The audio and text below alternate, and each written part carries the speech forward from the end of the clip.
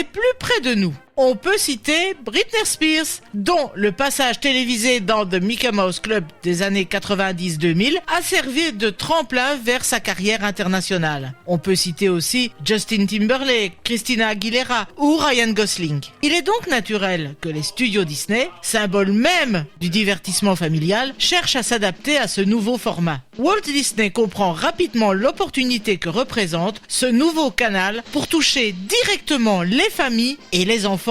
Après le succès phénoménal de ses films d'animation et de ses courts-métrages, il lance donc The Mickey Mouse Club en 1955. En fait, le lancement de ce programme répond aussi à une stratégie de consolidation de la marque Disney qui cherche à fidéliser son public dès le plus jeune âge. Donc avec toutes ces stratégies, il s'agit d'un club autour de l'univers Disney. L'image que Walt souhaitait donner pour son Mickey Mouse Club est celle d'un endroit inculquant des valeurs positives aux enfants. Coopération, politesse, esprit d'équipe, créativité, curiosité. En d'autres termes, il désire construire une image bienveillante et familiale de Disney. Et dans un bon esprit marketing, le club permet également de lancer de nouveaux produits dérivés. Le concept du Mickey Mouse Club, inventé par Walt Disney, a durablement influencé la télévision pour enfants et aussi la culture pop. Et dans les éléments d'influence, on peut compter sur la chanson de générique, donc The Mickey Mouse March, qui est derrière ce morceau emblématique. Et aujourd'hui, qu'est-elle devenue cette chanson ? La Mickey Mouse March, elle est régulièrement jouée dans les parcs Disney, notamment lors des parades. Elle est comme un leitmotiv qui évoque